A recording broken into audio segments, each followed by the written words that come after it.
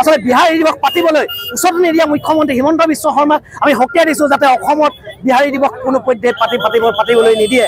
আৰু এই কোন হৰেণ ফুকন, কোন এই সঞ্জয় কিষাণে এওঁলোকক তেল মাৰিবৰ বাবে আচলতে হিন্দী ভাষীৰ ভোট গ্ৰহণ কৰিব, ভোট ল'বৰ বাবে মুখ্যমন্ত্ৰী হিমন্ত বিশ্ব শৰ্মাই দিল্লী ওলোৱাৰ ওচৰত তেল মাৰিবৰ বাবে মুখ্যমন্ত্ৰী হিমন্ত বিশ্ব শৰ্মাই অসমত বিহাৰী দিৱস পাতিবলৈ আহিছে। অসম দিৱসটো সোনকালে ভালকৈ তেওঁলোকে পাতিব নিবিচাৰে, কিন্তু বিহাৰী দিৱসটো পাতিবলৈ মুখ্যমন্ত্ৰী হিমন্ত বিশ্ব শৰ্মা নিজেই তৎপৰ হৈ পৰিছে।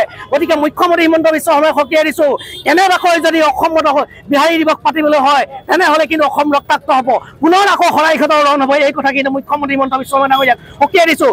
দেখিছে যে আমি দলমুখ চাৰিআলিত ইতিমধ্যে হিমন্ত বিশ্ব শৰ্মাৰ প্ৰতিকৃতি দাহ কৰিছোঁ। ইয়াত অসমত যেনেকৈ তেওঁলোকে বিহাৰী দিৱস পতাৰ যি যুঁজা চলাইছে, ইয়াক লৈ পিনে আমি তীব্ৰ প্ৰতিবাদ কৰিছোঁ। আৰু গোটেই অসমত আমি কোনো কাৰণতে কোনো মূল্যৰ বিনিময়ত আমি বিহাৰী দিৱস পাতিবলৈ নিদিওঁ। অসমত অসম দিৱস পাতক। যিখন চৰকাৰে অসম দিৱস আজিলৈকে ভালদৰে পাতিব পৰা নাই, তেওঁলোকে আকৌ অসমত আহি পিনি বিহাৰ দিৱস পাতিবলৈ আহিছে। তেওঁলোকে কেলে অসম দিৱসটো বিহাৰত পাতি দেখুৱাওক। যদি তেওঁলোকৰ সদায়ক আছে তেওঁলোকে অসম দিৱসটো বিহাৰত পাতি দেখাওক। আৰু যেতিয়ালৈকে নোৱাৰে তেতিয়ালৈকে আমি অসমত কোনো কাৰণতে আমি বিহাৰ দিৱস পাতিবলৈ নিদিওঁ।